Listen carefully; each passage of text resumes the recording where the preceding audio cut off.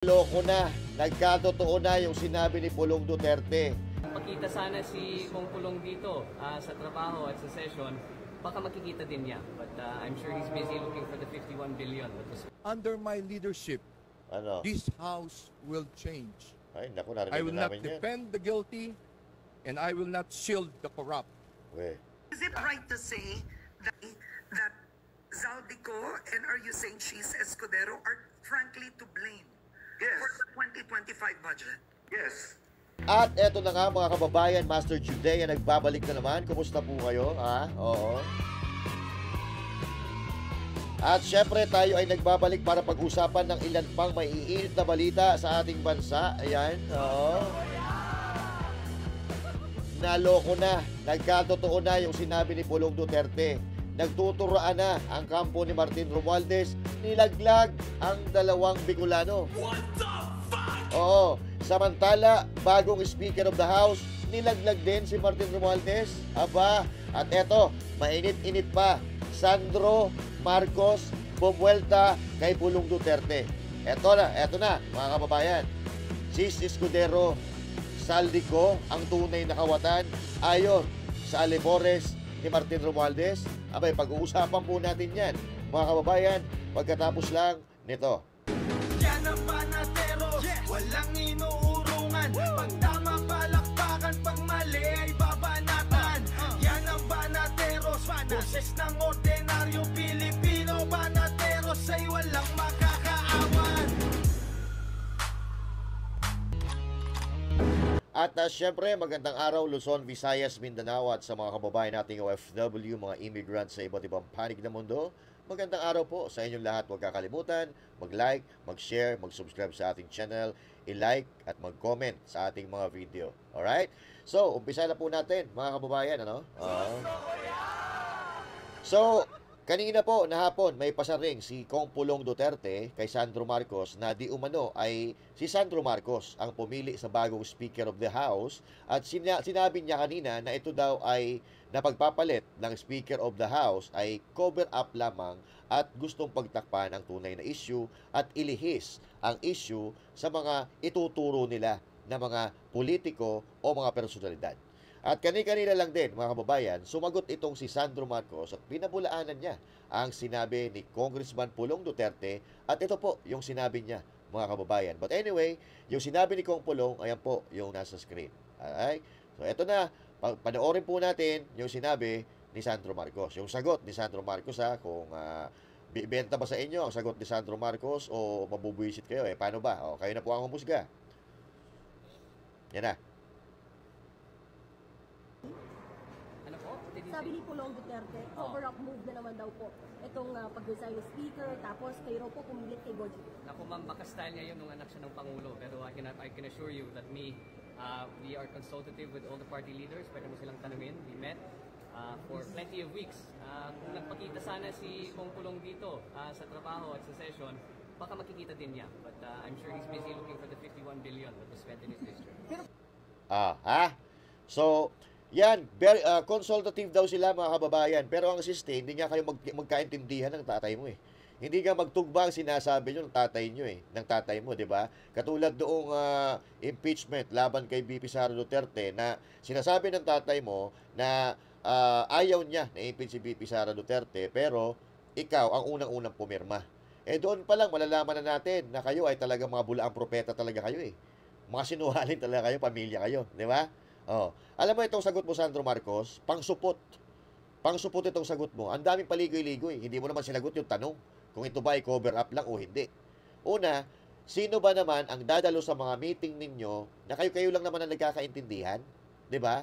Ayaw nyo namang makinig sa suwestyon ng iba na kongresista. Yung gusto nyo lang naman na nasusunod. Bakit ka maghanap ng iba na hindi nyo naman kaalyado, na hindi nyo naman pinakikinggan, 'di ba? Kahit naman ako, absent ako kung pakikinggan ko lang kayo. 'Di ba? So kayo lang naman nagkakaintindihan ng mga grupo ninyo, mga di umano'y mga kawatan, 'di ba? Yan ang tawag sa inyo ng mamamayang Pilipino ngayon, baka di mo alam. Magpanood-nood ka sa social media, sa mga komento ng mga netizens para malaman mo. Hindi naman ako may sabi niyan Taong bayan. Eto Sandro takin na bata. Ilang taon na ba to? Simplihan lang natin, Sandro. Oo. Kung talagang totoo yung sinasabi mo, paimbestigan mo na malinaw yung tito mo. Kung talagang totoo yung sinasabi mo. Paniwalain mo kami dyan sa sinasabi mo, bigyan mo kami ng resibo. Ha? Para ka rin tatay mo, puro ka rin boka lang. Boka-boka lang kayo eh. Ano naman ang kinalaman ng 51 billion na sinabi ni Saldico na pondo ni Pulong? Di ba? Bakit yun ang isasagot mo? Hindi naman yun ang tanong. Di ba? Parehas kayo ni Claire Castro, iisa pinagmulan ninyo. Di ba?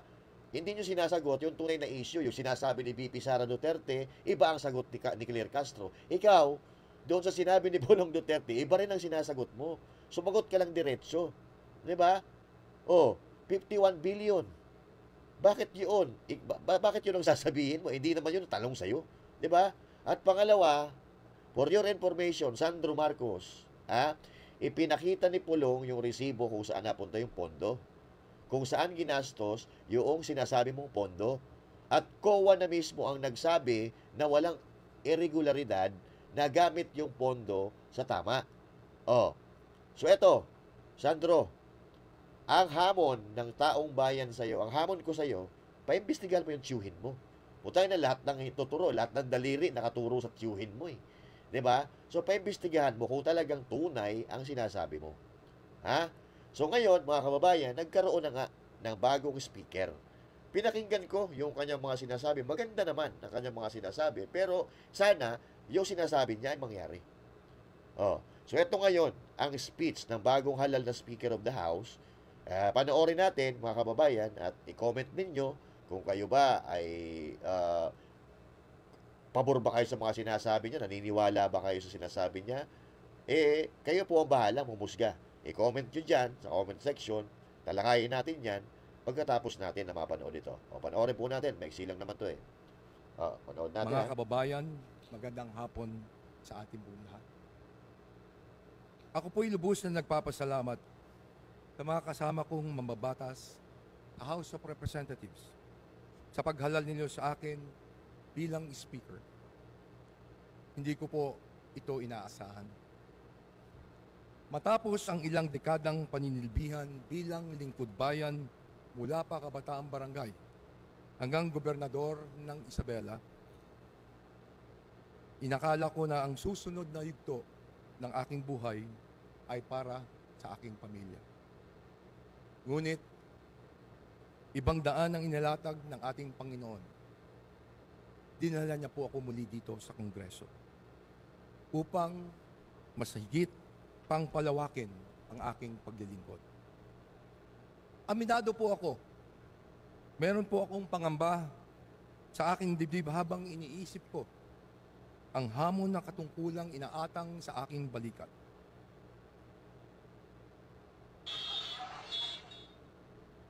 Patid ko po na marami sa ating mga kababayan ang nasasaktan at nagagalit na dahil sa mga kasalukuyang kaganapan. Naiintindihan ko po kayo. Bilang anak ng lalawigan ng Isabela, alam na alam ko po ang mga pagsubok na dala ng matinding bagyo. Alam din namin. Ang pagkasira ng mga bahay at buhay tuwing tumataas ang tubig baha. Sa ngalan nila, tinatanggap ko ng buong kababang loob ang hamon ng pagiging Speaker of the House. Ako na ho ang unang magsasabi sa ating mga kababayan. Meron po kaming pagkukulang. Kami po ay nagpapakumbaba sa inyo. Nakikiusap po kami na sana bigyan nyo kami ng pagkakataong ituwid ang mga maling kalakaran at linisin ang aming hanay. Yan. Maganda yan. Nakikiusap po kami na magbigyan nyo pa kami ng tsansang makuha muli ang inyong pong tiwala. Labo. Ako po ay kaisa ng ating mahal na Pangulo sa kanyang layunin na linisin ang pamahalaan upang tayo ay bumangon muli. Under my leadership, this house will change. Ay, naku, narinig I will not namin defend the guilty and I will not shield the corrupt.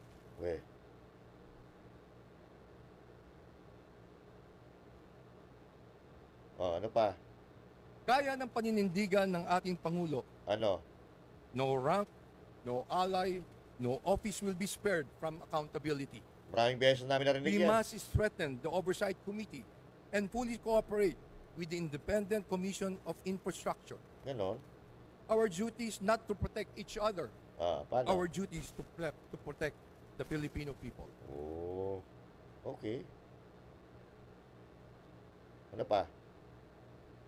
Alam kong maaaring maging puno ito ng panganib Okay. Sige. dahil sa mga maaaring matapakan.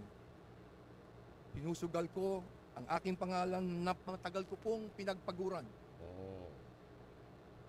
Yayakapin ko ang sakripisyong ito nang maibsan ang mas mabigat na sakripisyong kinakaharap ng ating mga kababayan. Tapos? Malinaw sa akin na higit matimbang ang aking pananagutang itaguyod ng ating saligang batas at unahin ang kapakanan ng mas nakakarami. Ganon. Hindi ko hayaan ang sino man na membro dito sa 20th Congress na gamitin ang Kongreso para sa kanyang personal na interes. Narinig na rin namin yan. Ano pa? Panahon na nang ituon natin ang ating paningin Saan? sa mga pangailangan ng ating mga kababayan. Sila ang rason kung bakit tayo naririto. Huwag sana po natin kalimutan yan. Sila ang unahin natin bago ang pangsariling kapakanan. Talaga? Kung meron pong dapat na managot sa mga umuugong na mga paratang na ito, titiyakin natin na magiging patas ang mga pagdinig. Ano pa? At kung meron mang mga pangalang nabanggit sa mga pagdinig na ito, may mga tamang forum para sila ay makapagpaliwanag. Tama naman. Tayo po ay magiging transparent at accountable sa ating mga gawain. Kung kinakailangan makapag-ugnayan sa mga naglalabas ng saloobin, ako po mismo ang harap para makipag-usap. Okay, maganda yan. Makikinig po kami sa daing ng ating mga mamamayan. Makikinig po kami sa inyong mga boses. Talaga? Promise? Ito lang ang paraan para lumabas ang pawang katotohanan at dito lang masisimulang matanggal ang agam-agam ng ating mga kababayan. Sa mga kasamahan ko sa Kongreso, magtatagumpay lamang po tayo kung tayo magkakaisa upang makamit ang hangaring ito. Uupo ang aking paniniwala na mas nakakarami sa ating mga kasamahan ang nangangarap at handang magtrabaho ng tapat para mapabuti ang ating bansa. Uy, nag-i-static yung mic mo. Hindi ko po magagawa itong na nag-iisa. Kailangan ko po kayo. Kailangan po natin ang bawat isa. Ano pa ibang kailangan mo? Kaya kukunin ko itong pagkakataon na to na ipabot sa ang ating pong pasasalamat sa dating speaker sa kanyang bukas palad na pakikipagtulungan para maisakatuparan ang isang maayos na transisyon at natatanging hangarin na ito. Talaga?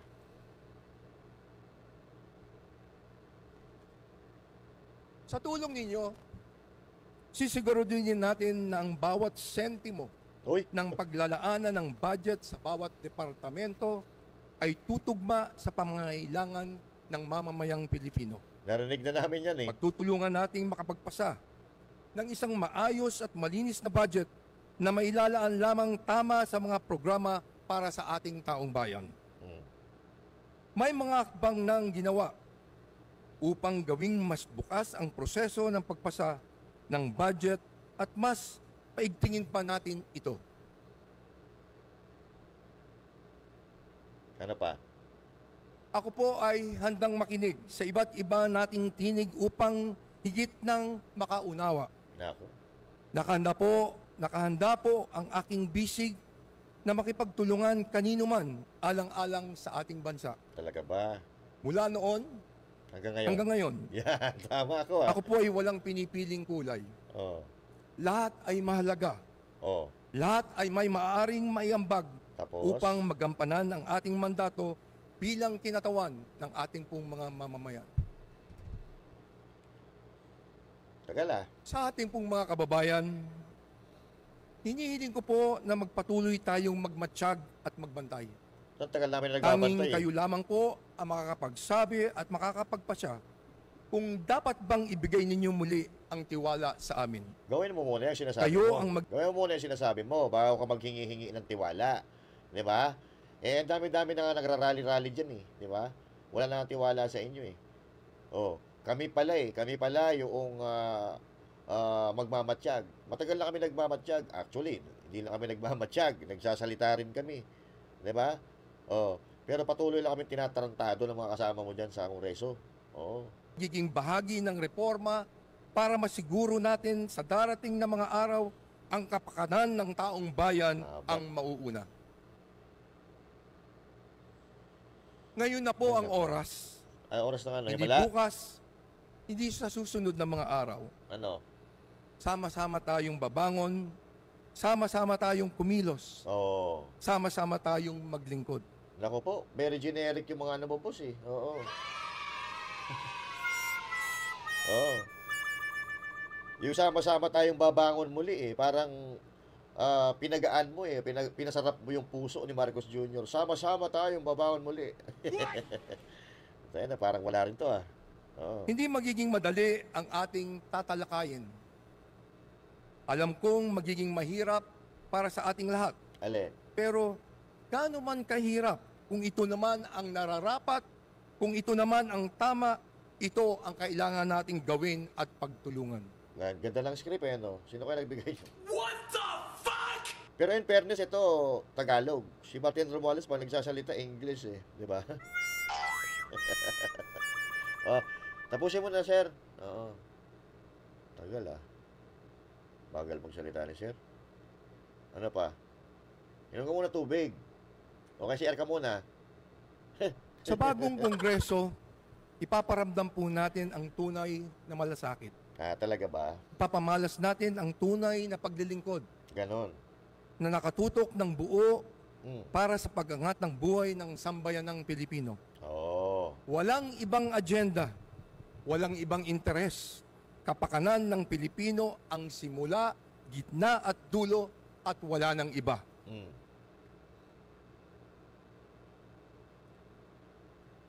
Sa lahat ng ito, hindi tayo hatulan sa ating mga salita, Ah. kundi sa ating mga gawa. Oh, di ba? Oh, parang nilaglag mo na naman diyan yung mga boss mo ah. Binalaglag mo si Marcos, nilaglag mo si Martin Romualdez. Kasi puro ngawa-ngawa sila eh, di ba? Puro pangako, wala naman nagawa, di ba? Eh baka bukas sir, wala ka na diyan sir eh, binanatan mo eh. What the? Oh, kasi si Marcos Jr., di ba? Oh, puro yung salita, wala gawa. Oh. Hindi tayo husgahan sa ating mga pangako, Oh. kundi sa ating pagtupad. Oh, yan ang problema sir, nadali mo. What the fuck? Oh, yan ang gawain ng amo mo. Oh, di ba? Oh, tuloy. Kaya inihakayat ko ang bawat isa Inaakayat na sama-sama nating isulong ang Alin? isang bagong Pilipinas na matatag, marangal at nagkakaisa. Huli, maraming salamat sa inyong pagtitiwala. Pagpalain nawa tayo ng puong may kapal. Okay. Bakit kailangan may bagong Pilipinas? Pagsulong, sama-sama tayong baba.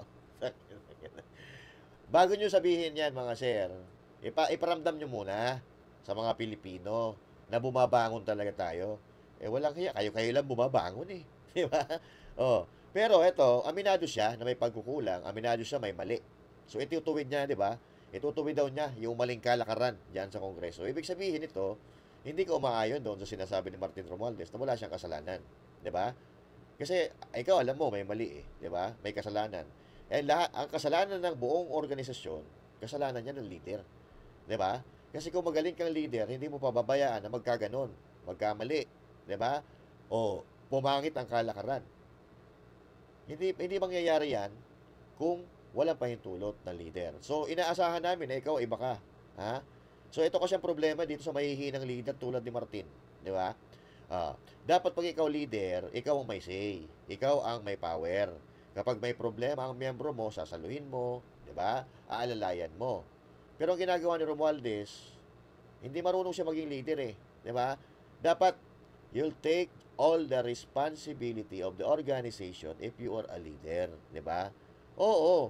yan po ay tulong-tulong sa pagganap, pero bilang ikaw isa kang leader, dapat you'll take the responsibility, you'll take the blame, you'll take everything, all the responsibility because you are a leader. Pero ang ginagawa niya, 'di ba?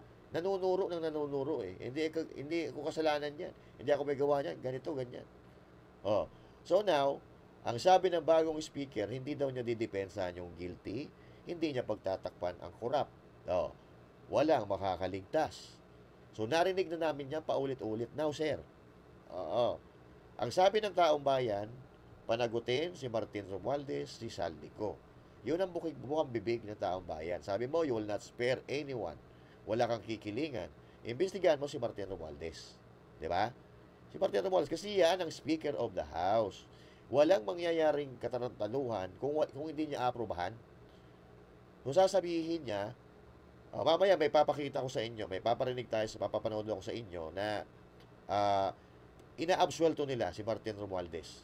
Pero eto, mali naman natin dito sa bago, baka gagawin niya talaga yung kanyang mga sinasabi. Huwag na muna tayo manghusga. Pero ang problema ko kasi dito, yung mga sinabi niya, narinig na natin yan ng maraming beses. At ang problema natin dito, umpisa pa lang mali na. Inabsuelto na nila si Romualdez.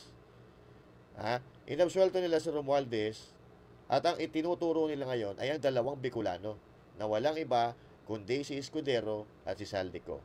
So ang tinuturo nilang mastermind ngayon na nagnanakaw sa gobyerno, si Escudero at si Saldico. Ito, panoorin po natin. The insertions in the 2025 budget, why won't it be his fault? I mean, doesn't the buck stop with the leader? Ano nang tinuturo natin, sir? Yan. Yun ang sinasabi ko. Na pag ikaw ang leader, you'll take the responsibility. Di ba? Ikaw yung leader Kasi hindi naman mangyayari yan kung hindi mo papahintulutan. Di ba? Pipirmahan mo lahat ng dokumento. Bago mangyari yan, bago maisa batas, at bago mapagkasunduan ng lahat ng miyembro, pipirmahan mo. Ikaw yung last say, di ba? So, paano nangyari? Lolokohin mo pa yung mga tao.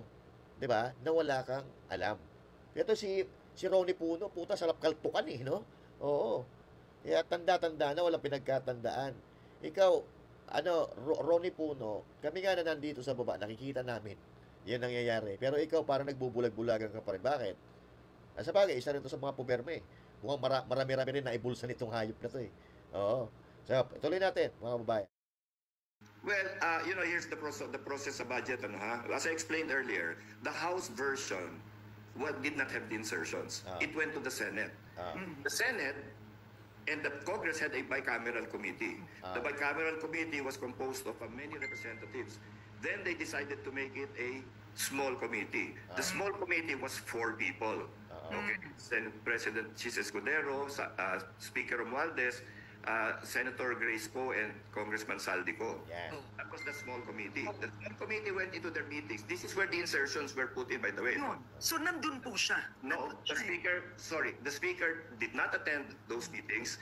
Senator Grace Poe was not allowed to attend most of those meetings. It ended up Saldico and Senate President Escudero were the ones that actually penciled in whatever needed to be penciled in at the end. And if So dito, mga kababayan, kung mapapansin nyo, inililigtas nila si Grace Poe, inililigtas nila si Martin Romualdez, at ang may kasalanan ngayon, si Saldico at si Escudero. Diba? Hindi na umattend Hindi umattend si Martin Romualdez at hindi rin umattend itong si Grace Poe.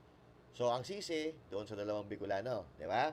Pero ang tanong dito, kahit anong mapag-usapan dyan sa small committee bilang ikaw ang House Speaker, so ibig sabihin ba nito, hindi nire-relay ni Saldico sa'yo yung mga napag-uusapan at napagkasunduan ng small committee?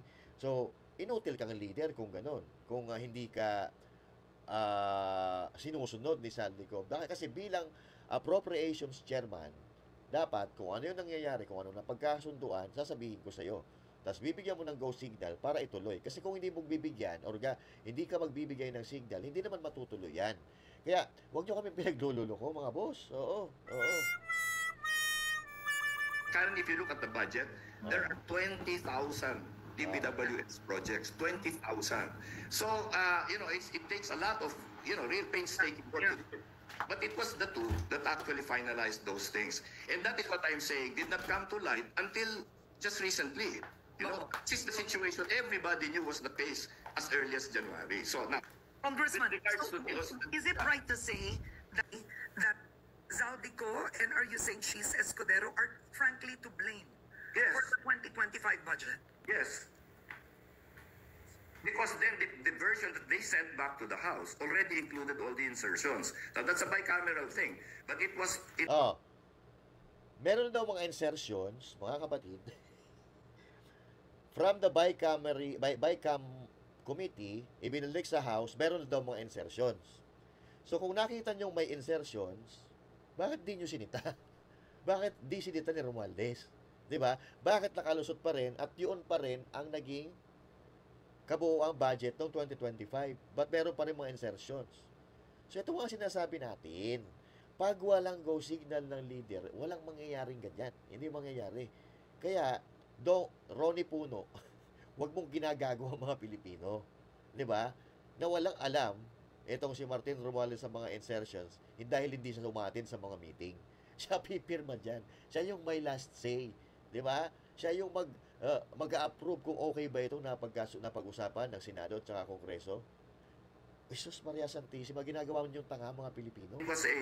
That's the step in the budget process where, you know, the Senate reviews what the House of Representatives does and then gets back to them with the final version. Ayan. So, sinisisi nila ngayon, mga kapatid, si Saldico. Saldico, wala tayong problema dyan eh. Guilty, sinasabi ko na guilty na talaga yun. Sila na naman may mga aeroplano at mga chopper, di ba? Now, sinisisi nila Escudero, Saldico, di ba? Walang problema, walang problema kung may kasalanan, panagutin talaga. At napakinggan po natin yung mga sinabi ng bagong speaker na hindi po nagtutugma sa pangyayari at sa mga sinasabi nitong si Ronnie Puno. Mukhang nabubudol na naman ang mga Pilipino, di ba? Mukhang binubudol na naman ang mga Pilipino, di ba? Ang sabi ni D, pananagutin, walang poprotektahan. Pero dito, interview na ito, sa interview ni Karen Davila, inaabsuelto nila si Romualdez, idinidiin si Escudero at si Saldico, pero ang tanong, naniniwala ba kayo na walang kinalaman si Martin Romualdez? Diba? So, balikan po natin yung mga sirkumstansya. Pag ini-interview si Saldico, sino ba ang laging magkakasama? Sino ba ang mga kaibigan, malalapit na kaibigan mo sa Saldico? Unang-una, si Speaker Martin Romualdez, tapos sasabihin mo, hindi alam. What the fuck? Diba? Di sana kinontra ni Romualdez, hindi. Huwag mo sabihin yan, hindi tayo lagi magkasama. Diba? Tapos sasabihin mo sa admin ngayon, walang alam si Romualdez. Diba? So, yan ang problema. Diba? So, ikaw ang leader, pero sasabihin mo sa amin, wala kang alam sa nangyayari. It's either nagsisinungaling ka or inutil ka. Paano na ipasa ang mga dokumento? Paano na aprobahan sa Kongreso kung walang pirma ng Speaker of the House o leader? Kung walang pirma mo, Romualdez. Huwag nyo kami pinagdulolo. So, eto maaaring abuswelto ka, Romualdez, ng mga lipores mo, pero sa mata ng mga Pilipino, kasapot ka dito. At worst, baka ikaw talaga pasimuno ng lahat ng ito, Martin Romualdez. Ikaw nga pasimuno ng impeachment kay BP Sara Duterte, People's Initiative, Maharlika Investment Funds, basta pagdating, PhilHealth, basta sa pagdating sa pera at pagkakakitaan at pagpapabagsak sa kalaban, may kinalaman ka. So, dito pa kaya? Diba? O eto, mga kapatid, dahil kinalaban ni Escudero, ayun, damay na si Escudero. Diba? Ang usapan dito, mga ghost projects, Ghost projects, mga yung sa program funds, insertions and all that, mga substandards na mga proyekto, yun ang usapan dito. At ang pinag-uusapan dito, mga kababayan, nawawalang pondo mula ng 2022 hanggang 2025. So ito, hindi lang po ito usapin ng 2025 budget, di ba? Pero bakit isinisisi kay Escudero? Ilang buwan lang naman na naging senador, Senate President, ito si Escudero. So dito, kitang-kita mo talaga na tama yung sinasabi ni Kong Pulong. Nililihis talaga nila ang issue, no? So, Ako, kung may kasalanan si Escudero, go. Ipakulong nyo, okay na okay yan. Pero kung mga gawa-gawang kwento lang, delikado mga Pilipino dyan. Hindi mapapanagot yung tunay na may kasalanan. Di ba? Oh. So, ako, medyo nagkakaroon talaga ng dalawang paksyon dito eh. Marcos, Romualdez. O, syempre, si Speaker Romualdez at si Marcos magpinsan yan. So, may ibang ano dito eh. May ibang karakter dito. I don't know if Lisa Marcos, di ba? Kasi parang naririnig natin si Lisa Marcos, mainit na rin dugo kay Martin Romualdez. Parang nagkakaon siya nata eh, di ba? So, meron ditong hidwaan na nangyayari. So, hindi natin alam kung sino ang nagsasabi ng totoo, kung sino nagsisinungaling. Pero, itong administrasyon ni Marcos na ito, mula umpisa, alam na natin na nagsisinungaling. Di ba? Oh. Pero ngayon, mga kababayan, since, of course, dinidiin ngayon, si Escudero, si Saldico, may sagot ngayon, si Escudero. Para patas ang laban, basahin natin yung sagot. Di ba? So, binanatan ni Romualdez, si Escudero, nagbanatan sila sa Kamara, sa Senado, noong mga nakaraan. Kaya ngayon, si Escudero ngayon pinagtitripan. So, ito, may sagot si Escudero dyan. Sabi ni Escudero, manilis pangalan ni Romualdez, puno itinuro si Nako Escudero sa 2025 budget insertions. Diba? Okay? What the fuck? Nakikita mo yung script, nakikita mo kung paano gumulong ang istorya at kung paano nila binabali yung mga bagay-bagay. Diba? Sabi dito, basahin natin yung statement ni Escudero. Statement of Senator Cheese Escudero. Katawa-tawa naman ang ginagawa nila. Ang bilis naman nila i-absuelto si Speaker Romualdez. Ilaglag si Saldico, ilihis ang issue na magtuturo ng iba. Ang issue ay ghost project, substandard project at mga kickbacks ng karamihan ay nasa budget ng 2022, 2023 at 2024. At bago ang mga taong yan, ayon mismo sa COA, DBM, DPWH at paglalahad ng whistleblowers, samantala ang 2025 budget ay kasalukuyan pa lang na ipinatutupad ngayon. Nasa kalagitnaan pa lang tayo eh. September, more than half of the year. So, ayon kay Sec Dizon, titiyakin daw niya na maayos ang pag-implement nito di tulad ng sa mga nagdaang taon. Mag-ingat po tayo at wag po magpadala sa diversyon at paglilihis na ito. Okay? Senator Francis Joseph Escudero. So, itong sinasabi ni Escudero, parehas din ang sinasabi ni Congressman Pulong Duterte. So now, mga kababayan, sino ang ating papaniwalaan? Romualdez Marcos or Escudero Duterte? Yung Duterte may napatunayan na. Yung Escudero, I don't know to you, but ito si Escudero, malaro din kasi ito eh. Kaya ngayon, pinagtitripan siya ng Romualdez camp. Don't know if kasabot dito ang Marcos camp, pero iisang administrasyon. Hindi mangyayari ang mga bagay-bagay o hindi na pagkakasunduan ng administrasyon na ito. Ibig sabihin, lahat sila dito may kamay. So kayo na po ang umusga, mga kababayan. I-comment ninyo kung meron kayong gusto sabihin at opinion. Pag-usapan natin yan sa mga susunod nating diskusyon. And once again, this is Master Jude saying thank you. God bless you all. To God be the glory. Magandang gabi po sa inyo lahat. Bye!